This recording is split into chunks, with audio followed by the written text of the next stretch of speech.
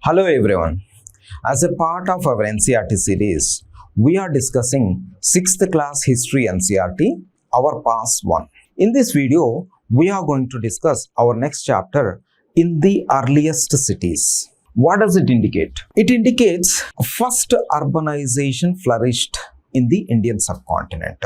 That means first ever cities flourished in the northwestern part of Indian subcontinent 4,700 years ago. So how do we came to know that cities flourished 4,700 years ago in the northwestern part of the Indian subcontinent? The British introduced railways more than 150 years ago. The engineers started laying down railway lines in the northwestern part of India. When they were laying down railway lines, they were stumbled at Harappa. They found a huge mound. What that mound contains? That mound contains some wall-like structures, some buildings. So they did not realize the importance of those buildings. They found a high-quality baked bricks. They were happy by looking at those bricks. They happily carried away those bricks and they used those bricks for building railway lines. And they did not realize that they were destroying one important city which was flourished 4,700 years ago. And that Harappa is located on the banks of the river Ravi. Look at this one. River Ravi. And later, after several decades, that means exactly in the year 1921, archaeologists found Harappa and they realized that was a city flourished 4,700 years ago. And later, they found similar sites in this entire region, that is Gujarat, Rajasthan, Haryana, Punjab in India, Punjab and Sindh in Pakistan. That means these cities were flourishing in and around the Indus River and its tributaries. So they found Harappa in the year 1921. That was the first city to be found. So later they found similar sites. That means they started using Harappan type of settlement, Harappan type of city like that. So that's why they named this civilization as Harappan civilization. Why did they call civilization? Because they not only find a similar kind of sites, cities and settlements, they even found unique objects. Those objects are pots, beads, weights, seals. All these things were unique to this civilization. Okay, so what is the speciality of these cities? Because I am talking about urbanization. What is the speciality of this urbanization and this particular Harappan civilization? These Harappan cities were divided into 2 or more parts. But generally, they were divided into 2 parts. One is western part, another one is eastern part. So western part is a smaller and higher. Archaeologists named this higher part as citadel, and the eastern one is a lower and also a larger one, and that means archaeologists called it as lower town. These 2 parts were surrounded by wall-like structures. So those walls were constructed by using baked bricks. So those walls were still strong even after several thousands of years. What was the reason behind it? So they laid down these baked bricks in an interlocking pattern. And what are the special structures which were located in these parts? So if you take the Mohenjo-daro citadel area, so this is a huge structure. It looks like a tank. Archaeologists named huge tank as Great Bath. Great Bath was lined up with a baked bricks and that was covered by plaster. And look at these steps. This tank has got steps on 2 sides and these steps are leading down. And this tank was made watertight by using natural tar. And they used to get water from the nearby well and they drained it out after using it. And as this entire Great Path, this special structure is located in the citadel area, so we can understand that some important people took a dip during special occasions. Look at these rooms on either side of this Great Bath. That means those rooms were used for changing their clothes. So this is an important structure located in the citadel region. So this Great Bath has been located in Mohenjo-daro. And now we are going to take up some other important sites. Take up Kalibangan and Lothal. These two sites are famous for fire altars. That means fire altars are found in Lothal and Kalibangan. That means the people might have performed various sacrifices. And storehouses were found at Lothal, Harappa and Mohenjo-daro. The people were living in houses, or single or two-storied houses were constructed in the Harappan cities. So those houses were having courtyard. That means rooms were built around the courtyard, and these houses, that means most of the houses were having a separate bathing area. Some of the houses had wells to supply water. And look at these important structures. And this is a well, and this one is a covered drain in one of the Harappan city. This covered drain usually contains manholes at various intervals. That means inspection holes. The place at intervals for cleaning these covered drains. So these were large covered drains in the streets.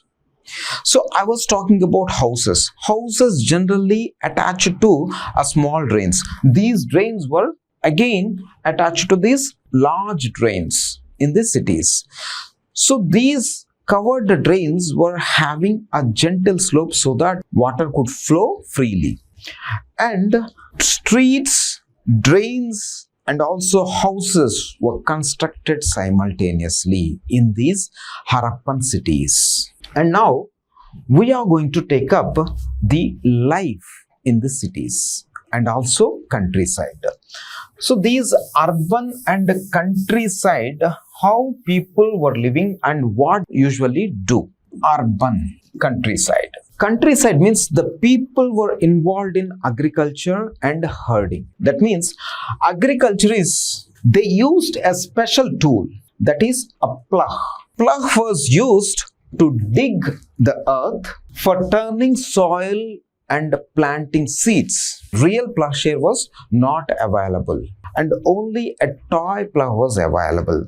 When archaeologists found a toy plough, and they even depend on irrigation because that entire region receives less amount of rainfall. So irrigation indicates that they usually store water and supply that water to fields whenever there is a need. Okay, and generally they grow several crops. How do we came to know that? So archaeologists found several plant remains. So what are those crops which they usually grow? Wheat, barley, pulses, peas, rice, linseed, mustard, sesame. All these things they grew. And what about herders? Herders generally, they domesticated animals. So what are those animals? Sheep, goat, buffalo, cattle. And pastures and water was available around their settlements. Generally during summer season, they usually go to distant places in search of pastures. They were also involved in catching fish and hunting wild animals and also gathering fruits. And this is all about the countryside, the life. And what about urban? There were different sections of people live in this urban area. So what about rulers were most important people, and they were responsible planning the all structures which were present in the urban areas and especially citadel region. And these rulers, they sent people to distant places to get metals and materials. That means raw materials. So what they generally do? So they get precious stones from present day Afghanistan, Iran and Gujarat. These are precious stones. And they usually get copper from present day Rajasthan and Oman in the Western Asia.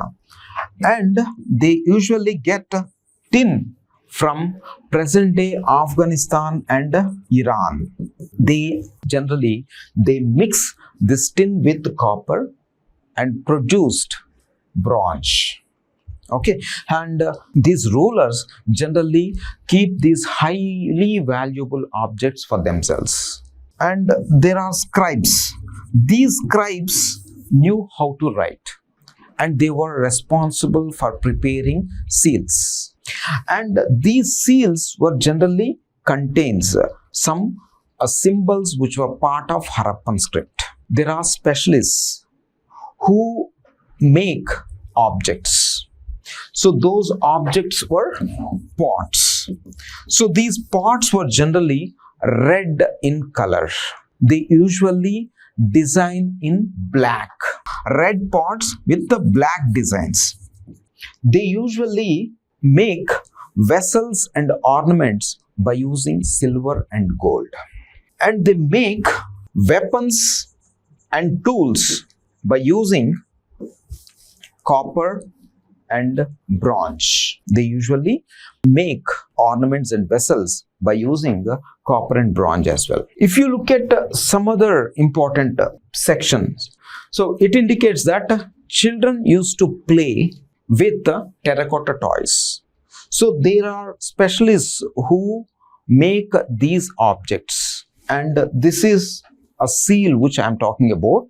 And this seal, they usually engrave animal on this seal, and also these are special symbols. So these symbols were part of Harappan script. Harappan script till date not yet deciphered. And I'm talking about specialists. Specialists may be a man and a woman. This beard man was found at Mohenjo-daro. This is also a work of a specialist. So look at this one, beard man, and this one is highly embroidered cloth. He was wearing embroidered cloth. So that what it indicates, Harappans were cultivating cotton. So that raw material was processed and producing cloth as well. So actually cotton was first produced at Mehergarh around 7,000 years ago. Okay, 7,000 years ago cotton was first produced. The cloth pieces were found on the lid of a silver vase and also some other copper objects at Mohenjo-daro. Okay, so that is about cotton. So they usually spin the thread by using spindle whorls, because those spindle whorls were found by archaeologists. These spindle whorls made of terracotta and faience. Faience is an artificial material. So they make objects by using this faience. So what they generally do? They shape sand and powdered quartz by using gum. So they, after making that, shaping that one, they generally glazed. They glazed that object. So when they glazed it, and that glazed object generally contains shiny and glassy surface, and it looks blue and sea green in color. Okay, so that is about faience. Generally, faience was used to make bangles, earrings, beads, etc.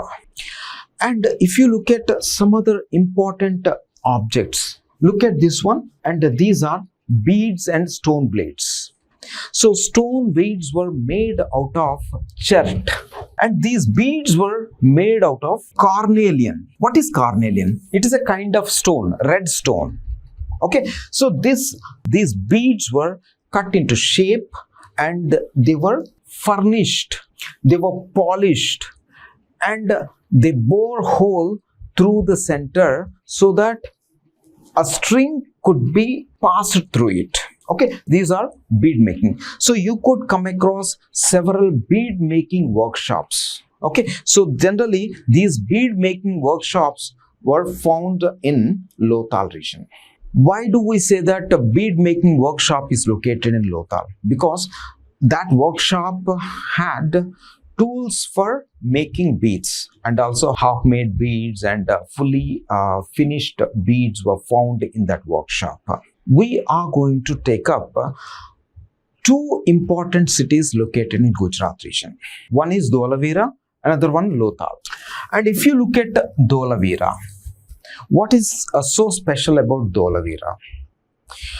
It is located on Kadir Bet. Kadir Bet is located in the Ran of Kutch. Actually, Ran of Kutch is famous for salt marsh. That means a white sandy marsh is covered in the entire Ran of Kutch. That means that particular region is not suitable for settlements. But this particular Kadir Bet is famous for fertile soil and fresh water. That's why Dholavira came into being. And Dholavira is unique. Why is it so? Because this city has been divided into three parts. So those three parts were surrounded by walls. Those walls were having entrances through great ways. There was an open area in the center of the city, so that a special ceremonies were held in that open area. Archaeologists found a huge white stone in Dholavira. Archaeologists called it as a signboard because that white stone was engraved with the letters of Harappan script. And this is so special because I was showing some seals. Seals were so small and it contains some symbols of Harappan script. But this particular white stone which was found in Dholavira contains a large letters of Harappan script. That means archaeologists called it as a signboard. And that kind of huge letters were found nowhere in other sites of Harappan civilization. And I just wanted to add one more point which was not given in this particular chapter. So Dholavira is located in Ran of Kutch, which is the maximum dry conditions exist in that region. So you could come across rainwater harvesting structures and reservoirs in Dholavira. And now another important city, Lothal. Lothal is located on the banks of Bogova. So that Bogova is a tributary of the river Sabarmati. So this is a water tank, but actually they might have used this particular tank as a dockyard. This dockyard has been connected to Sea of Combat. Okay, that means connected to sea through a river channel. This particular seal has been found at Lothal, and you could see a ship, a symbol on the seal. Lothal is also famous for seals and sealings. Sealing is nothing but an impression of the seal. How do we get these impressions? They usually transport goods from one place to another by using bags. So after keeping several goods in that bag, they usually tie the knot. So those people, they apply wet clay on that knot. When they press that seal on that clay, the mark of the seal was imprint that knot. So that particular impression is known as sealing. So during the transportation, if that particular impression is intact, we could predict that goods reached safely. This is all about Harappan civilization. This particular Harappan civilization came to an end 3,900 years ago. How do we say that this Harappan civilization came to an end? Because 3,900 years ago, we could see some kind of changes. What are those changes? So we were talking about raw materials, which people usually get it from distant places. So those raw materials became rare in these cities. And if you look at Mohenjo-daro, so garbage was piled up and drainage system was completely broken down. And the houses which were constructed in the later periods were not at all impressive. And we were talking about unique objects. Those unique objects were completely nil. So with that, what we can understand? That means people started abandoning these cities and they started moving towards east and towards south. So what is the reason behind this kind of abandonment and people started moving towards? This is not all of a sudden. I'm repeating, this is not a sudden end. It is gradually the people started leaving those cities and started moving towards east and towards south. And what is the reason behind it? So several scholars, they gave different opinions. Some scholars came up with the rivers dried up, that's why people started abandoning these cities. And some other scholars, they came up with another important thing, that is deforestation. They used forest fuel for baking bricks. Okay, baking bricks.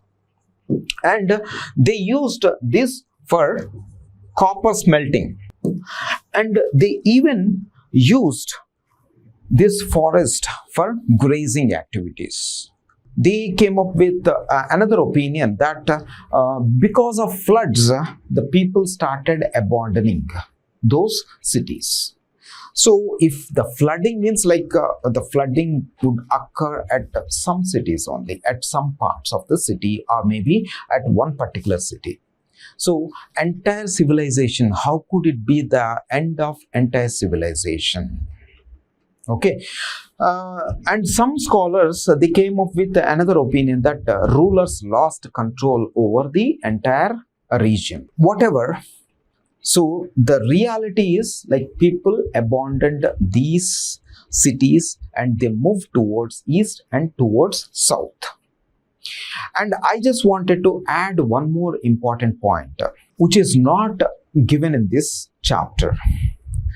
So climate change and geographical changes were important reasons behind this abandonment of these cities. After the end of the civilization, next, second urbanization. That means cities again flourished after 1400 years. That means around 600 BC, second urbanization came into being in the Indian subcontinent. Around 600 BC means Gautama Buddha and Vardhamana Mahavira's period. That means second urbanization was nothing but Mahajanapadas. This is all about the earliest cities which were flourished in the Indian subcontinent. We'll meet in the next video. Thank you so much.